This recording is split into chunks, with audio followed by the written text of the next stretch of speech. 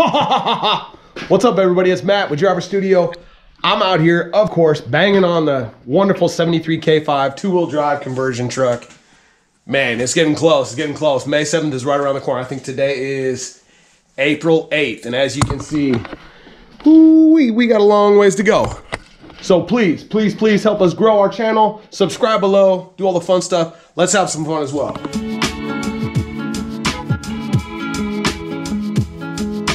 All right. First thing I'm gonna show you is been dabbling a little bit. Boom. These are some 17x9s. Look super awesome. Love these wheels. But I don't know. I think what I'm gonna do is sell them. Not real Daytons. I'm cheating right now. There's some China 17x9s in killer shape. They're really, really cool. Just scored them last weekend. Put some new to me skins on them.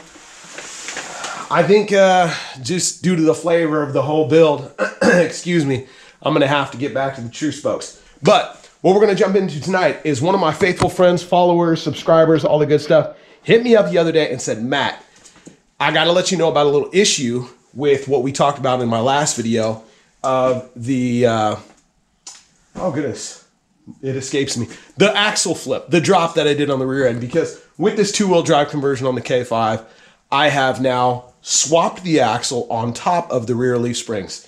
And just to jump back a little bit and clarify what I'm talking about, how I did my setup, is this is the stock four-wheel drive K5 rear leaf springs.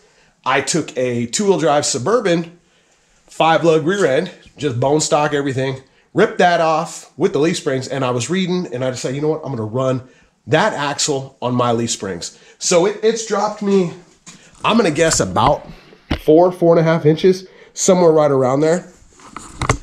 I didn't want it to be ridiculously low. I didn't want to have to C-notch it. Now, anyways, the problem that I have been told about is that when you do this flip, that the perches that sit on top of the axle to relocate and vice versa, I guess they sit underneath the axle and then they meet up with the factory perches that are sitting on top of the axle, there are some failure points. We're gonna address that tonight.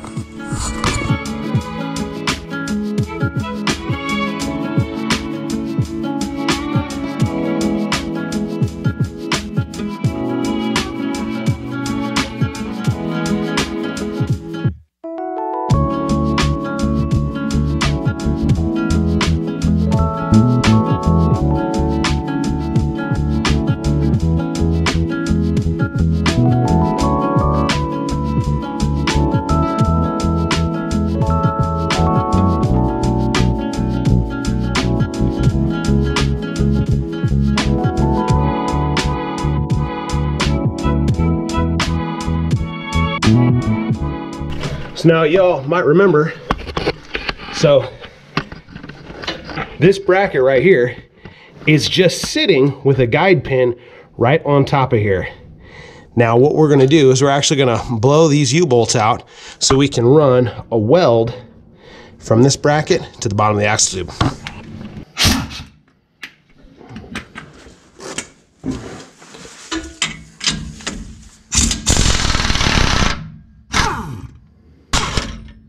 Okay, so now both nuts and bolts out. U-bolt is up and out of the way. Okay. Now what my friends are telling me here is that the axle tube is sitting on this beautiful perch. And there is a guide pin that comes through here. This first guide pin here, there's a guide pin here. And you have position with this guide pin in the forwardmost position. Now the problem is see this axle tube? It's just sitting on top of this.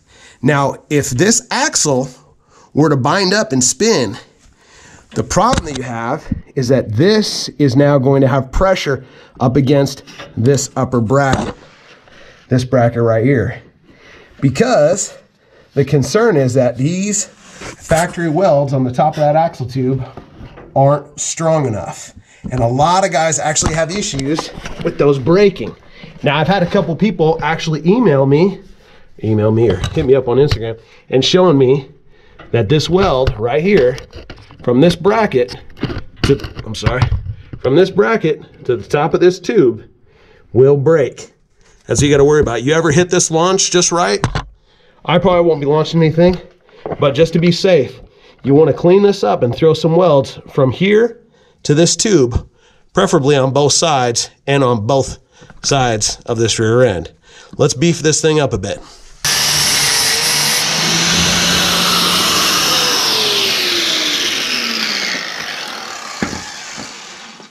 All right. That looks pretty good on this side.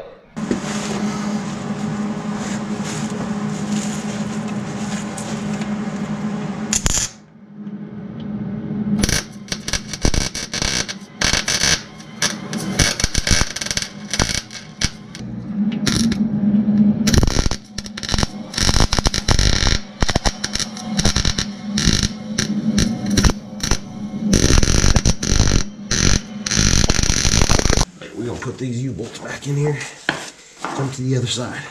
It's all welded, it's just ugly welds. Ugly welds, friends. Now I'm sure you could get away with just a couple tack welds on this thing, and it's gonna probably be light years better than stock and what everybody's worried about happening. Remember, the whole goal is to make this so your rear end doesn't spin if you really hit it on a hard launch.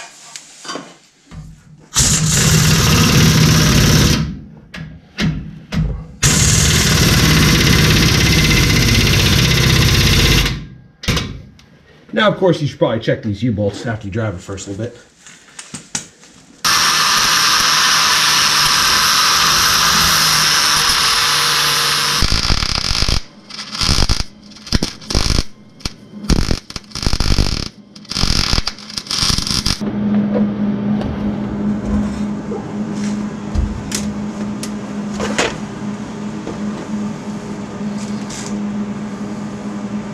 Tell you what, this thing really does not like being welded down here. It's tough.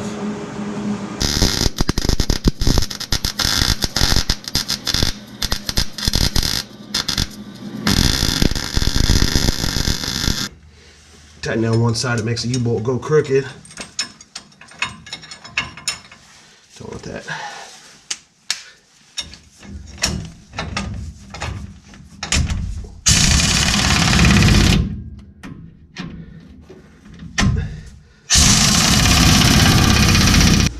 Woo! All right, last but not least, just for fun, let's grab a little bit of black rattle can.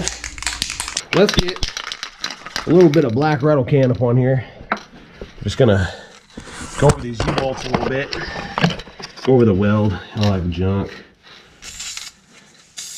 There we go. Nothing crazy. I know, it's nasty. Don't worry, friends, this is just a show rig.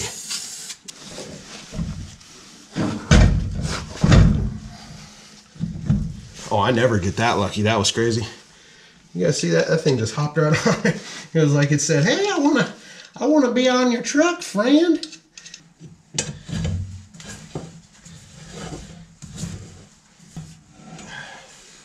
There we go. Okay. Now that I've smashed my finger, all that good stuff, get that out of there. I am going to relax with a cold one, and I am going to wrap this evening up.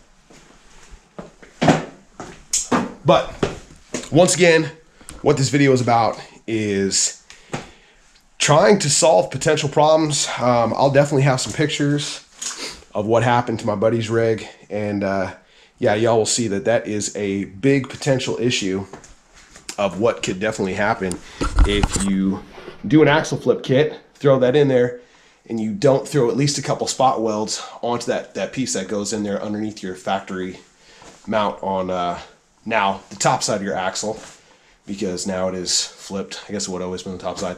Anyways, if you watch the video, you understand what I'm talking about. Now I'm gonna flop over to the other side, get that done, and basically do the exact same thing. But I appreciate y'all. Please subscribe below. Thanks for watching Driver Studio. We will see y'all next time, and help us continue to make the channel grow, and we will continue to make videos. Driver Studio, out.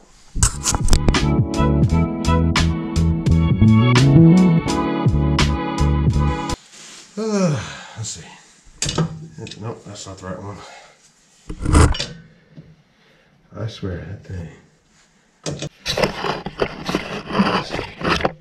Man, I'll tell you right now, I need to get a new tripod. This thing is, it's like stripped out or something. This thing is killing me. Please, subscribers, subscribe more so I can try to make money on YouTube and freaking buy a freaking tripod. Man. Okay.